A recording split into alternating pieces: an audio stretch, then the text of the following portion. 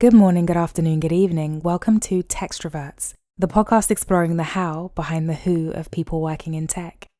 My name is Martina Simon and I am your host. This podcast covers anything but the job. We introduce the guest, move on to the buzz wheel, a letter number randomizer that determines the questions I'll ask, and we close with sage advice about careers in the industry. Plug in. We're recording. Kemi, over to you. Hello, everyone. My name is Kemi Adeniyi, and I head the community management function here in the Community and Equity Scale Partnerships team here at Meta. We support all our partner-facing programs in community management. I'm based in London. I've done 4 years in Meta, started in January 2018. I have 2 children. I have an 18-year-old, thankfully going to university this year, and my 12-year-old son, who was the reason I took a return to work break, supporting him after his autism diagnosis. Kemi, you're our force. And the way you're so structured and eloquent with that introduction, I can tell you've done it a million times before. Nobody can see Kemi. I can see Kemi and her beautiful face. She does not look anywhere near old enough to have an 18-year-old, much less a 12-year-old as well. So good skin. Thanks, Martina. Usually these podcasts talk a lot about professional development and how people get into tech and this, that, and the third. I don't want to talk about any of that. We're going to get a little bit personal and dive straight into you. So the way that this is set up is we have a buzz wheel, questions of which there are 520. Kemi will select a selection of questions based on a number and letter combination. So it's a letter between A and Z, a number between 1 and 20. Now the letter, just for the audience, determines the question format. So the way the question starts, that could be why, what, when, where, who, etc. And the number determines the question topic, which is the area of discussion, of which there are 20 different ones that I won't give away. So Kemi, let's dive right in. Give me a letter and a number and let's start this thing off. K1. Right, let me navigate on over to K1. You sounded so nervous there, don't be. Number 1 is family. And the question here starts with, is your speed dial occupied by any particular family member or members? I'm going to check my phone now. Yes, I have 2 phones for my many sins. So yes, in my speed dial, I think I have my husband and my daughter. Do they still do speed dials on? I was just going to say, actually? As I read the question, I did think it was a little bit outdated. I used to set up speed dial on my old, the days of the Nokia 3210. Oh my word, those chunky ones. Those chunky ones, when you would hold down the 1 and it would be like your best friends. And then 2, yeah. Mm-hmm. I don't remember anybody's number anymore. So I don't remember mine, Martina. I have to go to my contacts and click on my card and say, remember my phone number. This is it. Or like another little trick I have is hold down Siri and I say, Siri, what's my number? And she will tell me because I don't know if I've lost brain cells between when I was in my teens and now in my 30s, but honestly, I can't remember the 11 digits for anybody. I can just about get my personal phone, and my mom's. But literally, I used to know all of my best friends. I used to be in my mother's telephone directory. I grew up in Nigeria where we remember those rotary dial phones. Yeah. And I used to be, my mother will say, okay, call me this person. And I'll sit down. I remembered all the numbers. I still remember our phone numbers in Nigeria. And your husband and your daughter, do you know their numbers, the 11 digits each? If no. I said... My daughter's number, I have no clue what her number is. Which means if you lose your phone or she loses hers, or you both lose your phones, there's no way. That's it. We'll have to go back to the pigeons and the smoke signals. So technology makes our lives easier, and it kind of helps us optimize. But at the same time, we're thinking so much less than we were. No. Yes, that's so true. That is so true. It's a scary, how long before we can no longer, make it to work because we just don't know how to walk to the station, honestly. True. Okay. Kemi? Yes. Another letter and another number, please. B12. B12. That is a vitamin as well, isn't it? See, my memory is telling me to take my B12. The topic for number 12 is food. The question here is, can pineapple and pizza be considered delicious? No. You answered too quickly. Come on. I'm in the middle when it comes to this. If you switch that meat out for like turkey salami and you put pineapple on the pizza, I feel like it could work. No. Am I weird here, or is this... My father lived in Rome for a while. We went quite often, and I cannot imagine anything more insulting to amazing pizza dough and lovely mozzarella and ham and salami, and then you put pineapple. But what about like the whole, so like sweet and satay or sweet and salt, If fruit you with want cheese? pineapple, have it on the side. You can eat your pineapple after, but no pineapple on pizza, No please. pineapple on pizza. Again, I think sometimes we're moving too fast with food. We have Nigerian jollof rice, and sometimes you see some chefs say, "Oh yes, we're going to do a spin on jollof." You think, "No, just leave my food." My And accent, my Nigerian accent will come out now where I say, "Leave my jollof."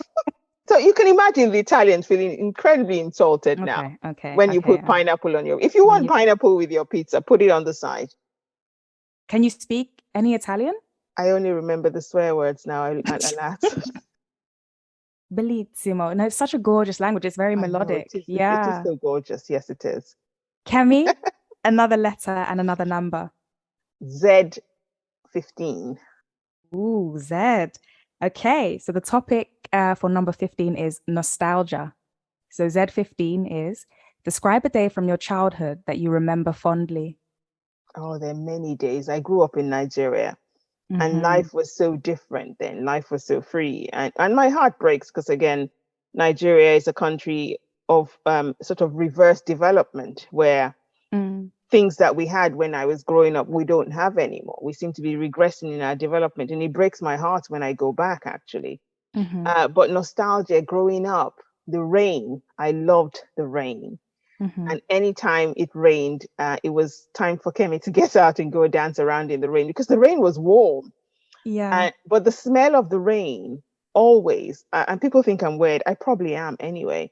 I love Uh, the smell of the rain, the Kemi. So I'm smell with of the you. I'm rain. with But what I you. used to do when it didn't rain, I would get my mother's laundry spray bottle and spray it on the bare bricks and go and sniff the bricks. I'm sure that my mother was thinking, this child. But the smell of the rain, the nostalgia, and then again, food. I'm such a foodie. I have a food group on Mm. Facebook with about 1.2 million members where we talk a lot about Nigerian food. But Aha. the food in Nigeria, food was fresh. My mother had a poultry farm. She was one of the biggest poultry farmers in our city. And so everything was fresh. And I find myself trying to recreate those dishes and the taste. And you think, it's just not the same. But yes, Mm. the nostalgia, rain gets me every time. I'm one of those who will rain, thunder, raging, and I will sleep so soundly. Yeah, Yes. there's like those ambient sound videos on YouTube, and Yes, of course. I Yes, fire them up all of the time. And Nigeria is not, it's not somewhere I would associate with heavy rain or summer rain because I see it as such a beautifully oh, hot place, but oh no, there's heavy rain. And there's when the heavy rain. heavens open, Mm, believe me, they open. So when mm-hmm. it's heavy rain, you will stand in the rain for 10 seconds and be totally drenched. The rains Yeah. are heavy. Mm. Sunny days wouldn't feel so special if it wasn't for rain. 50 Cent line. I'm horrible with new music, Martina. I'm too old. Let's hope you don't choose that category. Oh Lord. Kemi, a letter and Okay. a number, please. P7. P7. Seven brings the topic of aspirations. And the question format here is conspiracy theories. Outliers, which is a book. And his theory in the book is you can be anything. It's about the fact that whilst we feel like, your parents and the world tells you, the world is your oyster, X, Y, and Z, a lot of people's success is determined by the family you're born into, the environment Mhm. you grow up in, what you have access to. Do you really feel you can be anything? I tell my daughter she can be anything. Mm, I grew up in Nigeria. We were quite well off. mm-hmm, So my mother told me I could be anything. I believed I could be anything. But then I thought I needed to leave. I left the country when I was 18. I came here. It was getting slightly unsettled then. And mm, I've come to the UK as a first generation immigrant, and we're starting from scratch. My daughter went to a private fee paying school because the mm-hmm, schools in our area at the time weren't that good. And I thought, the sacrifices you make for your children. My mother made the same sacrifices for us. So it's like, yeah, we'll sacrifice. So for her, you mm, could say, oh, it depends on how you were born, the house you were born in. We mm-hmm, chose to sacrifice not having a big plush house for her to have an education. So it's the mm-hmm, sacrifices you choose to make. Again, I will say we spoke from a position of privilege. I never want to forget the position of privilege because sometimes we do forget that mm-hmm, we're able to make those sacrifices. Some can't. mm, Some still don't have the opportunity to. Recognizing privilege, knowing that if you have the opportunity to make a sacrifice, you can choose to. We chose mm-hmm, to do that for her. And then I got lucky. Again, I was doing community management, running my own groups. I fell on Facebook's radar. I've moved into a good job. They do See, look so after luck us. does come in then, I guess, in your Oh no, life as luck. well. Again, many things. As I said, I'm a woman of faith. So many Mm. things come into play. Faith, luck, Mm. being in the right place. I was in the right place At the at the right right time. time. But sometimes you ask yourself, what determines that right place? What determines where you were? I Yeah. call it serendipity, the happy Yeah. accident. My daughter is going to university. She says going to IKEA is a rite of passage. We have to go to IKEA. So, okay, I'm a lazy shopper. So we did a click and collect for the big bulky things, so we didn't have to pick it up. But then we went around the shops, and now there are many tills in IKEA. We went to one till, and the lady at the till said, "Oh, you're going to university?" "Yes." And I asked her, "Where are you going?" She said, "Nottingham." I said, "You're joking. That's the same university my daughter's going to." Oh, wow. And then I said, "What are you going to study?" She said, "Law." I said, "You're joking again. That's the same university, the same course my daughter's going to." Look at what are the chances? All the chances, all the tills, all the days Mm. of the week we could have chosen to go in, all the All the days of the people you week could have she could have, spoken to. Yeah, and it yeah. was her, and they connected. It's like, oh, let's connect. But back to you can be anything. I said, because you have to believe you can be anything, though. If you don't believe that, you have nothing to build on. I don't know if you know the author Paulo Coelho, but he has a I've book heard called The that. Yeah. Alchemist. Yeah, Yes, and yes, yes, of course. the universe conspiring to give you what you need, but first you have to put yourself on that path. You have to believe it. You have to You have to believe it. self-affirmations, prayers, whatever it is you choose to call it. My son wasn't verbal till he was 6, but I Wow. had to believe Wow. that he will speak. Of course. Yeah. I put him in a mainstream school against every advice. Mm. So the fear was there, but I had to, it's like, so which voice are you going to listen to? The loud Mm. fear or the loud, get off your butt and help your son speak? I had to believe the world is not fair. No. So you have to make sure that you're able to speak up. You have to make sure you're able to own your space. You to make your way. And you can be anything. You can have faith, you can believe, but you have to work for it. And again, sometimes we do the reverse. I do the works. I work hard, but then I forget to believe. So I And tell that's just people as that's fruitless as it's well, just because as then if you bad. exactly You you have have to to so balance that out. you have to balance it out. So yes, you can be anything. Love that. I love how we've come to that conclusion together. Yes. Kemi, I could talk to you forever. This has been such a joy. Like I feel like I've gotten to know you more in this chat than the multiple times we've met in and outside of this. I So think thank I've got to know myself more as well. the tradition of this, so this is the Yes. pilot episode, but will be to so going back to the professional kind of surface for a moment, some sage advice to somebody that wants to do what you do. So if, you know, before you got into the career path you're in now and you're doing a fabulous job, you're amazing, somebody could give you advice that would set you on the path. What advice would you wish to have heard? So what advice would you give to the next person? Believe in community. Community management is a career that is sort of not as recognized as other careers. And it was a side hustle. It was fun. It was a hobby. And I managed to make it into a career. Ignore the naysayers and focus. I used to tell people my passion will annoy you.